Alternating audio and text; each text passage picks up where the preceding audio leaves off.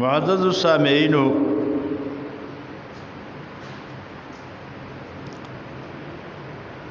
ما د قرآن عظیم الشان د 15 سپارې یو آیات کریمه تلاوت کړې ده او دغه آیت مبارک مختصر ترجمه او داغي متعلق تشریح تاسو په وړاندې عرض کوم. په دې آیات کریمه کې الله تعالی جل جلاله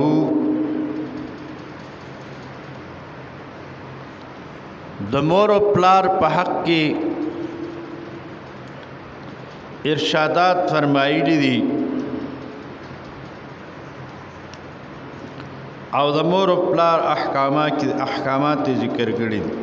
د بچی د پاره.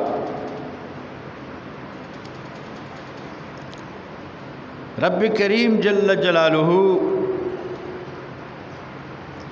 په دنیا کې د هر چا حقوق کار کړی دی او رسول اکرم صلی الله علیه وسلم د هغې وضاحت په خپلو احادیثو مبارکو کې کړی دی. د دې لپاره چې د انسان سعادت او کامیابی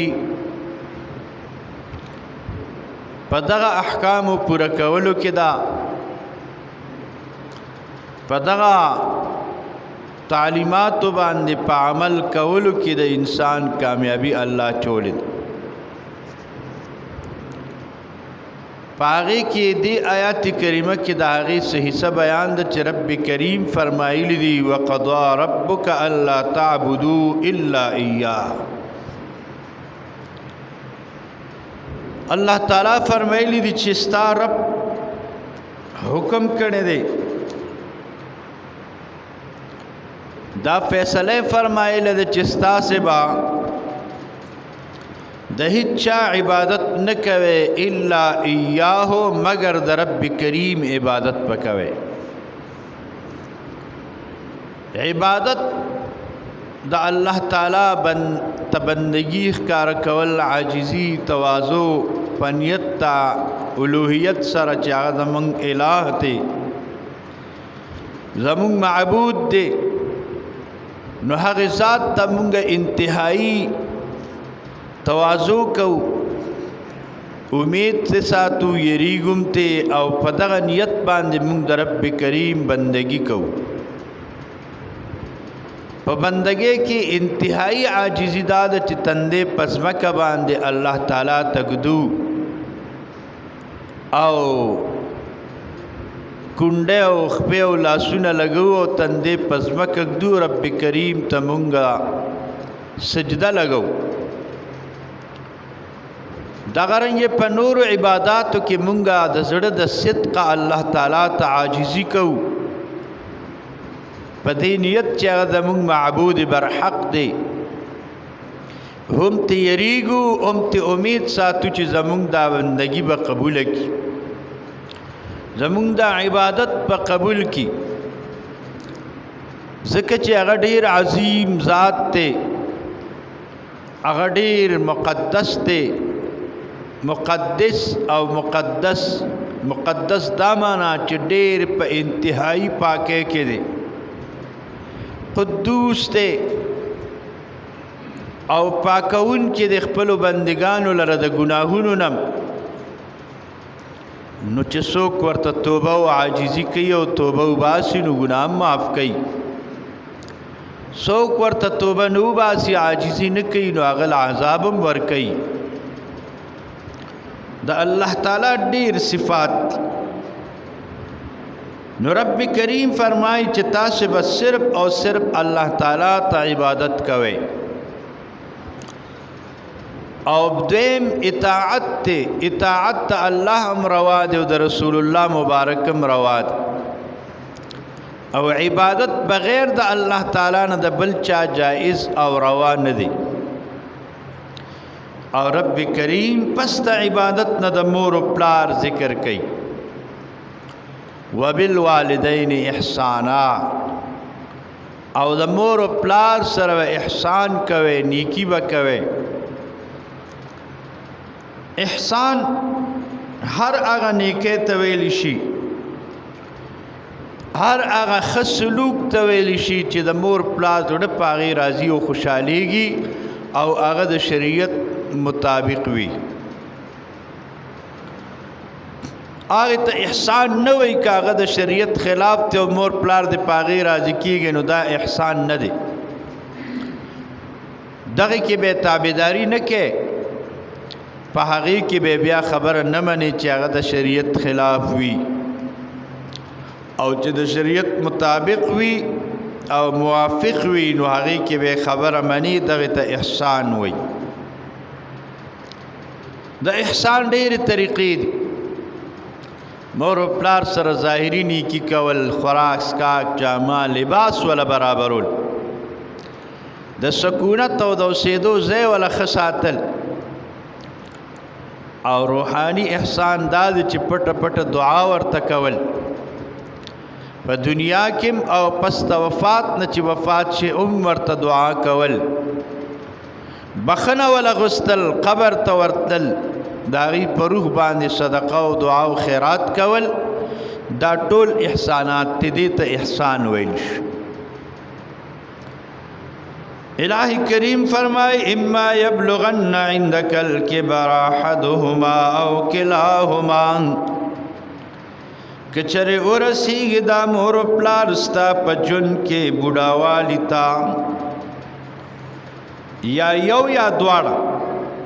یعنی دی عمر اخیر شي بوډاوالی وخت ورسی عمر رسید شي نو دغه وخت کې به مو سره گزاره کې فلا تقل لهما اف پس تاسې مه وایې د مور و پلار ته اف ورته مه وایې اف هر هغه کلمې ته عربۍ کې ویلی شي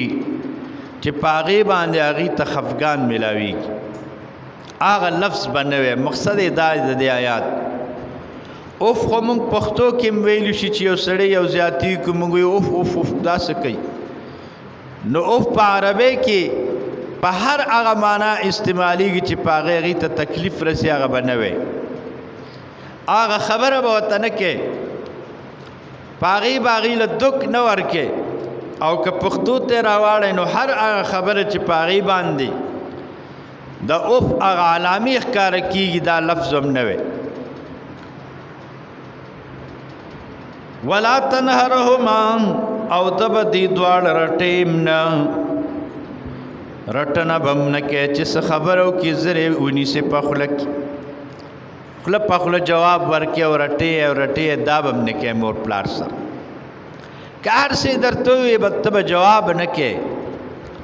ولې چې تا د هغې د خبرې جواب وکړو دا رټنه ده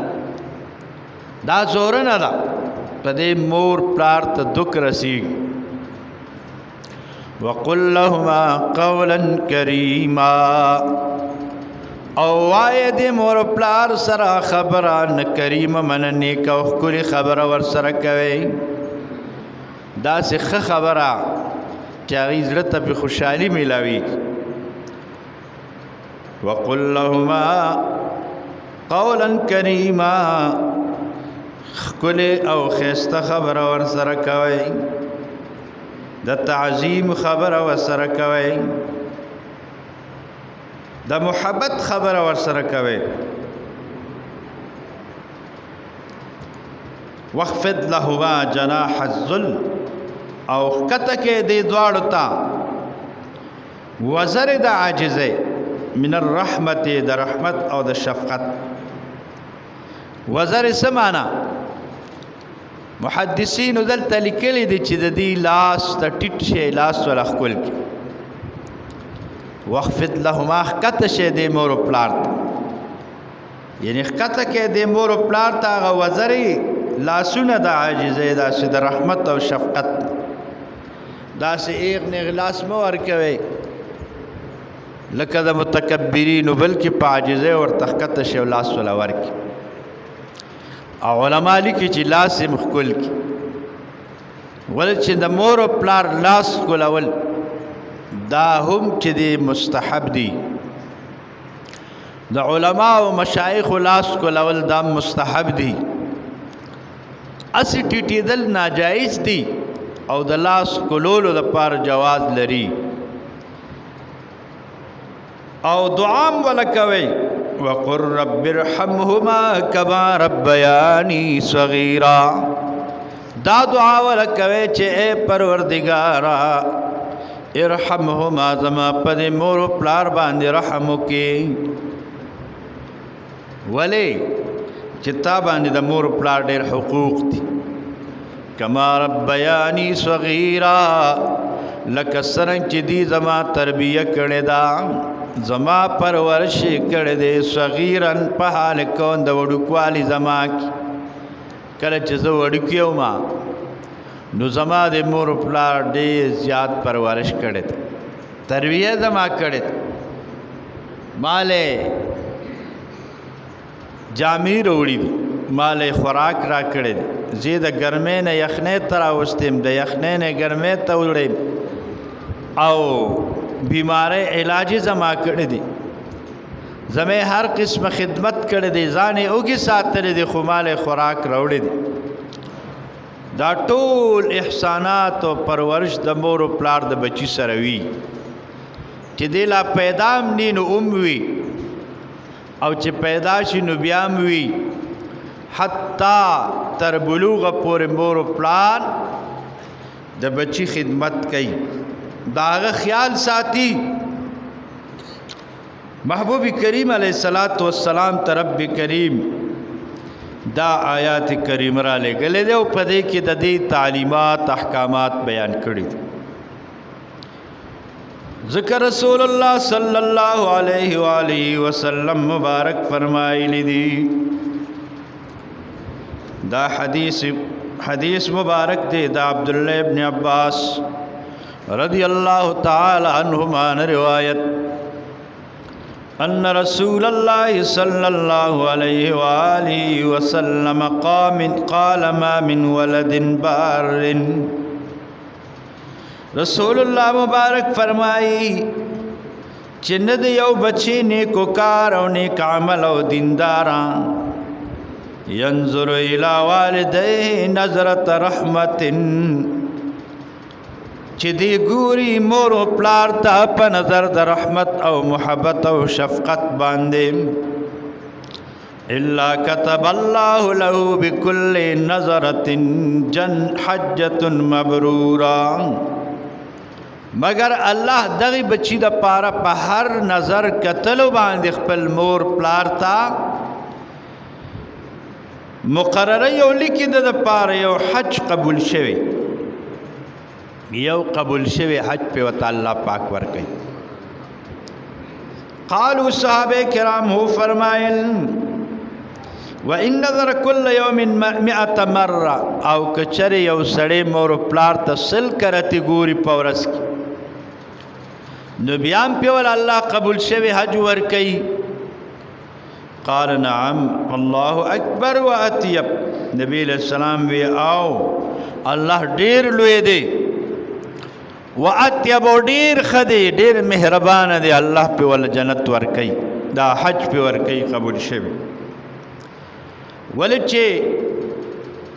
سلور شیان بل حدیث کې را دي چې تش په قتل باندې اغي باندې الله پاک انسان ته نیکی ور کوي سلور سيزونه داسې دي چې پاغي پتش قتل باندې نیکی ملاوي یو د قران عظیم الشان الفاظ او آیاتونه دي چې هغه ته ګوره نو که تلاوت نم کې نو هم په تعالی الله اجر درکړي دویم د مور او پلار مخته قتل کته سویم نو نور څه ذکرم نه کې او تش مور پلار ته وګوري نو هم تعالی الله اجر درکړي دریم د عالم با عمل استاد د شیخ او د صاحب مخته قتل پدیم تعالی الله پاک د عبادت ثواب درکړي نیکی په درته ملاويږي او سلورم بیت الله شریف ته چې ګوري امدا سے ورته ګورې نو پتا سلویخ رحمتونه نازلیږي تعالی په الله پاک عبادت او ثواب درکړي دیو جندا مور و پلار مخت قتل په محبت دی حدیث کې ځان له اجر دی چې د قبول شوی حج ثواب په الله پاک ورکړي لہذا د مور و پلار په حق لباندې قرآن عظیم الشان کې رب کریم یو سوال د صحابو په باره کې دی هغې جواب کوي حضرت عمرو بن جموح رضی اللہ تعالی عنہ صحابی دے عمرو بن جموح دے مبارک راغ نبی علیہ السلام توی یا رسول اللہ اے دا اللہ محبوب از صح خرچ کمان سشید اللہ پنوم ورکم نو اللہ پاک دا آیات کریم رولے گو یسألونک ماذا ينفقون او دویم سوال کہ یا رسول اللہ پچائے خرچ کم سشے خرچ کما او پچا باندے خرچ کم نو دا آیات راغی یسألونک ماذا ينفقون محبوبہ دا زمان داستا صحابتانا تپوس کئی چی دی سشے خیرات کی او خرچ کی نقلت ورتوا ما انفقتم من خیر ما انفقتم ہر اغسیس چتا سے خیرات کوئے او خرچ کوئے من خیر دس مالنا دس بہتر شزنا ہر اغسیس چتا سو خرچ کوئے او ہر اغسیس چتا سو خیرات کوئے نفلل والدین اول پک مور و پلار رانے مور و پلار لور کی د مور و پلار حق پکې مقدم دی بیا دا غینه بعد فللوالدین دا غینه پس د مور و پلار نه بیا د یتیمانانو فقیران مسکینانو رشتہ دارو حتی چې تر غلامانو خادمانو پورې راغلي دي چې بیا پای باندې خرچ کی نو رب کریم جل جلالہ په ډیرو آیاتونو کې دا خبره واضحه کړې ده چې که مور و پلار خو اسم پتا حق دی خو بیا هم په الله تاکیدي حکم کړی چې مور و پلار سره احسان وکړه ولې چې دي تا سره ډېر احسانات کړي دي د دې حق ادا کا و حق خو نشي ادا کېدی سر ته نشي رسېدی خو ته به پوره خپل کوشش کوې ځکه چې ستا څومره پورې وس کېږي څومره پورې ستا طاقت وي نو هغه مره به ته د مور و پلار په حقوق کې کوشش کوې او دا به سر ته رسې ځکه چې د دې په رضا کې د رب کریم رضا پرته ده د دې په خفګان کې د رب کریم خفګان او ناراضگی پرته ده چې دی راضی وي نو الٰه کریم بتا ناراضی شي او چې دی ناراضی نو الٰه کریم بتا ناراضی دومره بس اخیری حکم نبی علیہ السلام دغه فرمایلی دی چې رضا الرب فی رضا الوالد د الله رضا د پلو مور پلار پر رضا کې وسخط الرب فی سخط الوالد او ناراضگی د رب العالمین په خفګان د مور و پلار کې پرته ده بس دا آخري اټکلي فیصله ده معزز السامعین قرآن عظیم الشان کی یو قصه ذکر شوې ده ډېره زبردست واقعه ده سورت بقره کې راغلې ده د دې سورت نوم سورت البقره دی اول سورہ فاتحه پسې شروع کیږي بقره په عربی کې غوا ته ویل شي بقرتن دا په بنی اسرائیل کې یو سړی ډېر نیک انسان ډېر ښه سړی د الله پاک دوست او ولی الله ته ګران و دته الله ګران دغه سړی او غوا سخی اغستې وه وړه بچی وه هغه چې کله دی وفات ته نږدې شو نو ده دغه سخی دا په دشت او صحرا کې پرېښوده الله ته سوال کو یا الله چې زما بچی کله بالغ شي او راغټ شي او هغې ته د دې ضرورت شي نو دا هغې ته ورسوه دا د اولیو خبرې دي بس دا ما ستا په حواله کړو زما بچو ته به ورس او چې وفات یېدم مو بیبي ته وصیت وکړ چې زه خو دنیا نه د نظم ما ستاسو دپاره د بچي دپاره یو سخی په ځنګل کې پرېښې ده دی به بیا چې کله د ګرځېدو لایق شي او ضرورت راشي به راولې خرڅه به کړي او چې طریقه او نصیحت یې ورته وکړو چې دا غوا رانیسئ نو څنګه به یې رانیسئ دې ته به بیا چې هغه بچی مې ځي نو ورته به وایي چې د رب العالمین په حکم باندې زما د پلار هغه غوا او امانت ما ته راشه نو دی به هغه راولي او دی به بیا راولي کور ته بیا به چې څه ضرورت یې وبکړي صاحب وفات شو وخت تېرېده په بني اسرائیلو کې یو مالدار سړی هغه خپلو خپلوانو مړ که د پاره د مالدارۍ چې پیسې والی حضرت موسی علیه السلام ته د هغه خپلوان راغله چې موږ له د قاتل وښایه چې دا چا وجلی دی وجلی م په خپلو او بیا خبره پټه کړه چې موږ ته قاتل وښایه موسی علیه السلام ورته وویل چې بس یو ما ته الله فرمیلی دی او غوا د حلاله کړي د هغې غوښه راوالي دا مړی د پیووی دی به ژوندي شي خپل قاتل به وښي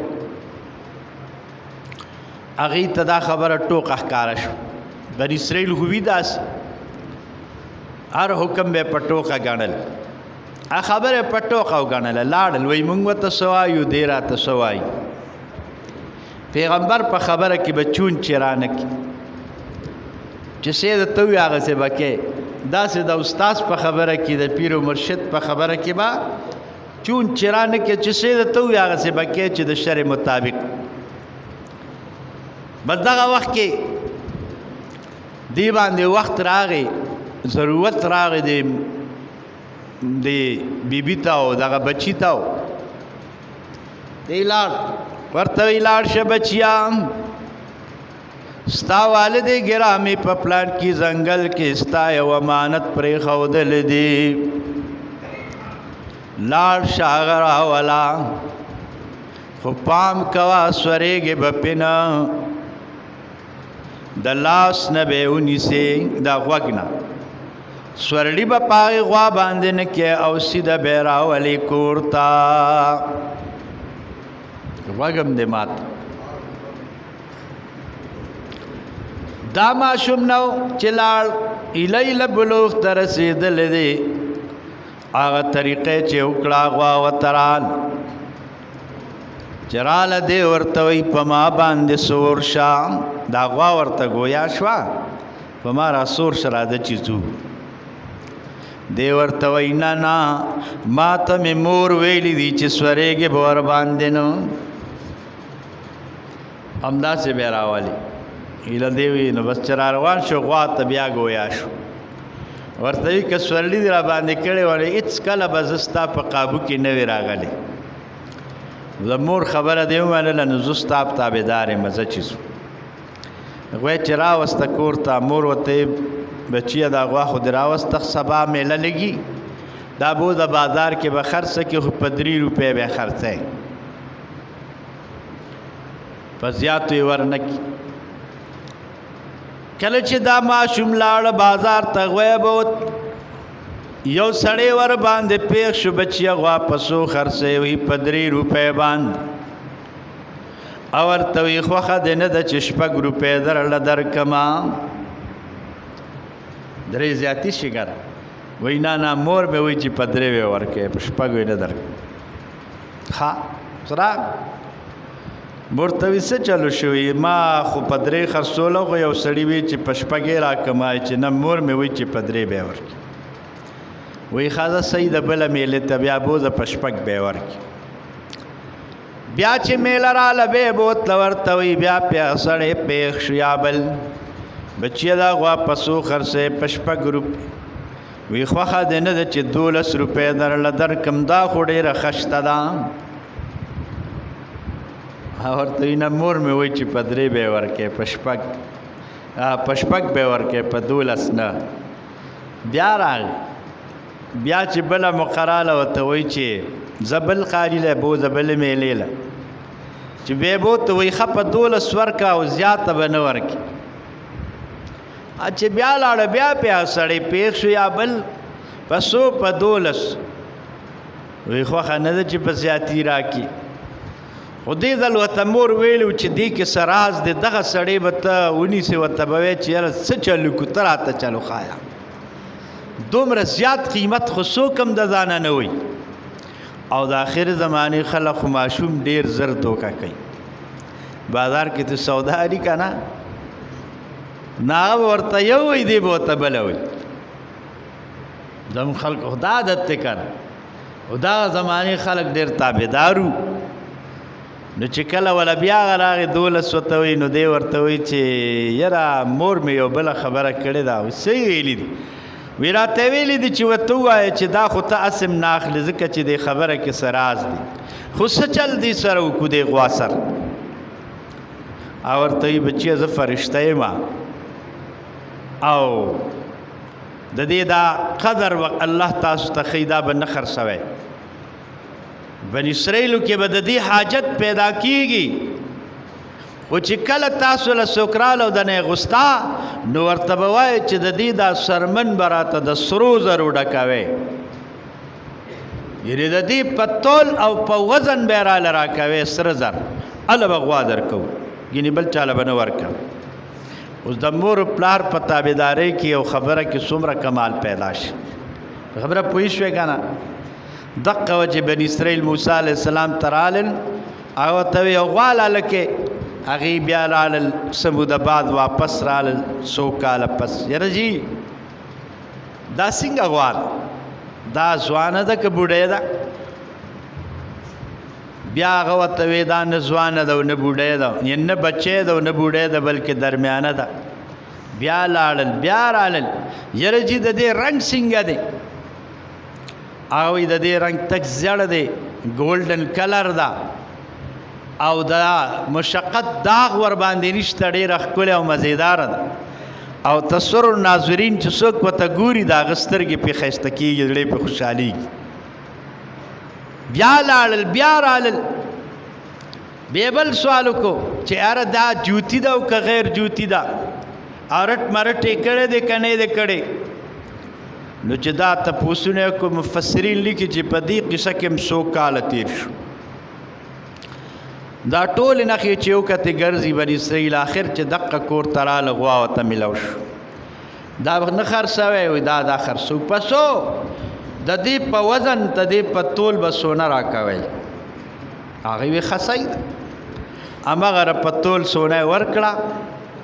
وی ورسره وتلله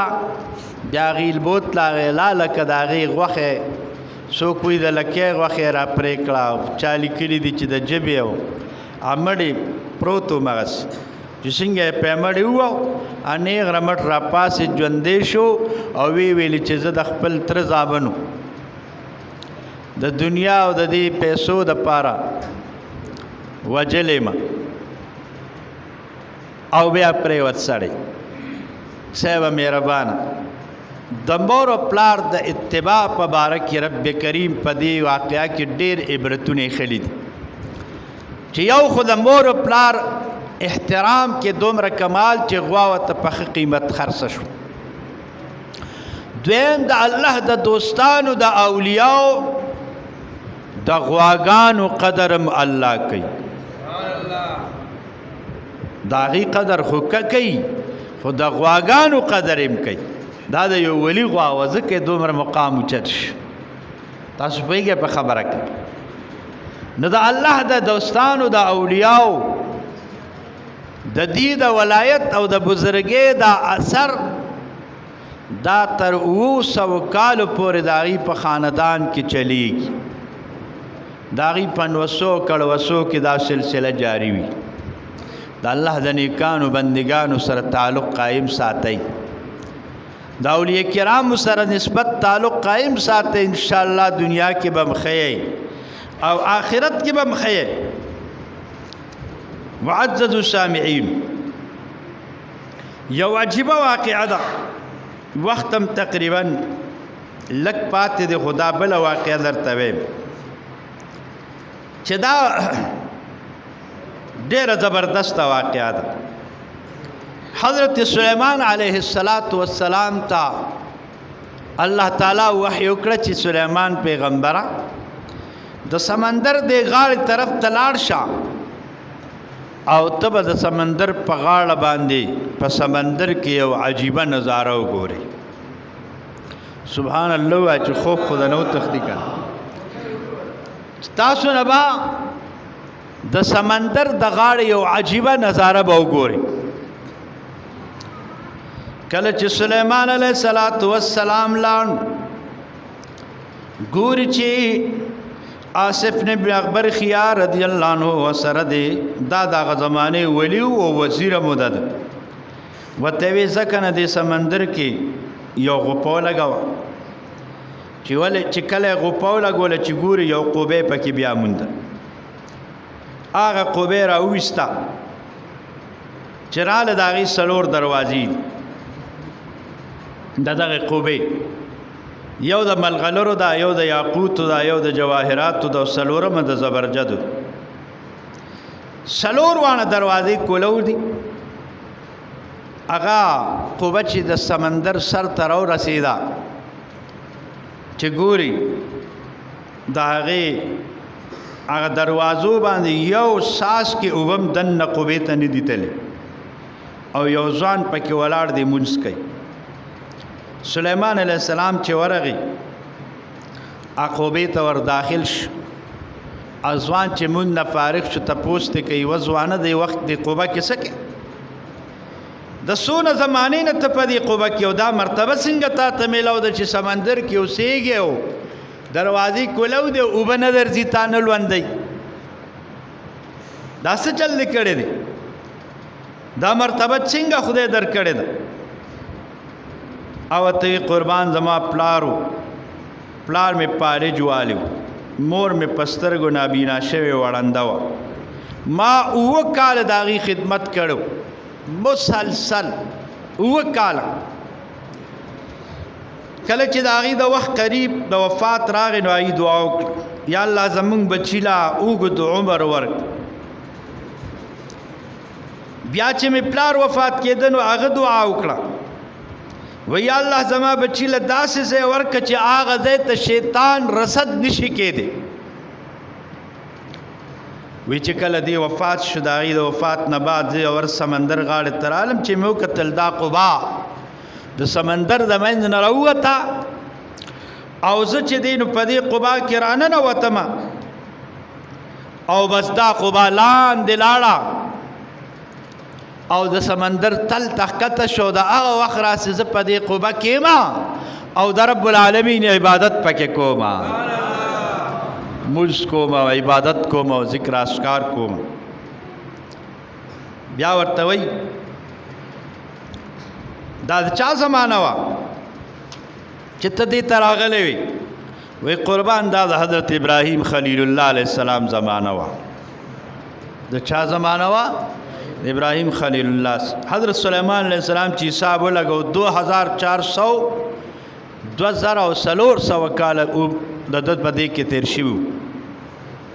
یو وخت یې سپین شوی نو وی خط دې کې خوراک د څه شي کې ورته وی یو مرغې راش داسې ناشتا مرغې دا چې هغې سره یو زیړ قسم خوراک هغه ماته کېدي کله چې زه د هغې نه خوراک کوم نو په هغې کې د هر قسمه خوراک خوند پروت وي هر قسم لذت پکې دی ما ته تنده نه راځي ما ته لږه نه راځي ما باندې یخني نه راځي ګرمي نه راځي خوب نه راځي غفلت او یره نه راځي بېغمه ژوند پکې یم دی او چرته مې زړه م نه کېږي چې بار ته لاړ شم. سلیمان علیہ السلام وی زنو دا د مور پلار د خدمت صلت تعالی خدای دنیا کې درکړي دا د غي برکت ته وی اجازت وکا سلیمان علیہ السلام ورته اجازه وکړه او قبا واپس سمندر ته لاړه او خدای خبر چې وسبم بکیو کنا څنګه چل بي خدای ته علم د مور پلار په خدمت کې دا زما تجربه ده چې څوک په دنیا کې خدمت کوي کنه نو هغه له خدای دنیا کې هم صله ورکوي او آخرت کې هم ورکوي او چاله صرف دنیا کې ورکوي هغه هغه څوک چې غیر مسلم وي نو دنیا کې صله ورکوي خو آخرت کې سړي او چې مسلمان مؤمن وي نو دنیا کې هم بدله ورکوي او آخرت کې هم بدله ورکوي دواړو کې بدله ملاوي دیو جن معزز سامعین رسول اکرم صلی الله علیه وسلم پس د وفات نم د خپل مور مبارکی قبر شریف لبتلو او هغې ته به دعا کول او کېناسته به ورسره داسې د دنیا واقعات په دې احادیثو مبارکو کې په قرآن عظیم الشان کې الله پاک ذکر کړي دي د والدینو کریمینو د خدمت په حق لباندې و یو حدیث درته د دې د یادو نه ویم چې امام ترمذي روایت کړی دی من زار قبر احد ابويه او احدهما غفر له ما تقدم من ذنبه رسول الله مبارک فرمایلی چې چا د مور او پلار د قبر زیارت په جمعه کې یو کرت یا دواړه وفات یا یو نو د تبع الہ د تیرې هفته گناهونه معاف کی تیرې هفته خطايان بدت الله بخي او کچان ناراضي او بیا ولدي قبر لذيو ناس ته تلاوت او دعا ورته کوي نو الله به دا روح د هغي د دنه په قبر کې خوشاله کی دیو جن معزز سامعين د مور پلار حق په دنیا کې په بچي وي او په قبر کې می پس د وفات نه د مور پلار حقوق دا ختميږي نه دا ضایع کیږي نه تر دې پورې چې کستا حق وسوي نو پس د وفات د مور پلار لته حجم کولیش نفلی عبادت ولا کولیش او فرضی عبادت په ځای به ولا داغي په روح له صدقه او خیرات کې فدیه به ورکې چې داغي غاړه په آزاد شي نو ربم در ناراضي شي او محبوب علی السلام بم در ناراضي شي